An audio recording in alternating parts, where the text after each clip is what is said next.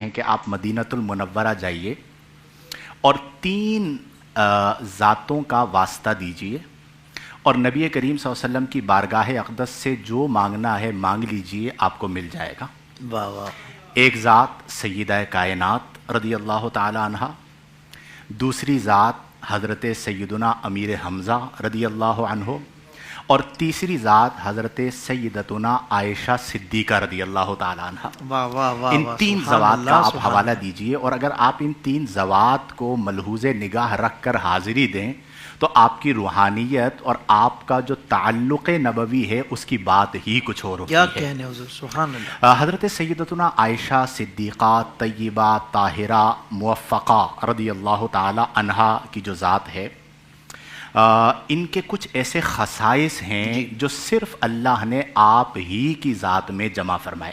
جیسا کہ آپ نے ذکر کیا کہ آپ کا اسم مبارک ہے عائشہ رضی اللہ تعالی عنہا، آپ بیٹی ہیں حضرت سیدنا صدیق اکبر رضی اللہ تعالی عنہ کی، تو والد محترم کی طرف سے جو آپ کا قبیلہ ہے وہ بنو تمیم ہے، جو کہ قریش کی ایک شاخ ہے، تو آپ اس نسبت سے تمیمیہ یا تیمیہ ہو گئیں۔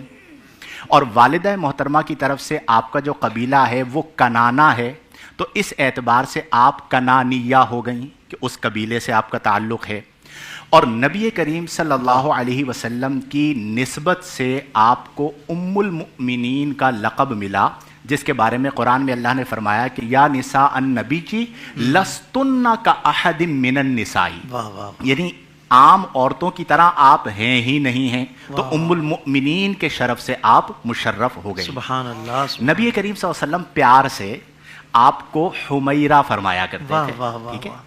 اور آپ کی جو شان ہے، میں پوائنٹرز کی صورت میں، چونکہ یہ آپ نے جو سوال کیا نا فضائل، تو اس میں تو سارے سوالات لپیٹے جا سکتے ہیں، کیونکہ فضائل میں تو ساری چیزیں آ جائیں گی، تو میں ان سوالات کو چھوڑتے ہوئے کہ جو قبلہ علامہ صاحب بھی روشنی ڈالیں گے، پھر آگے میرے پاس بھی کچھ اور سوالات آ رہے ہیں، تو میں چند پوائنٹر ذکر کرتا ہوں۔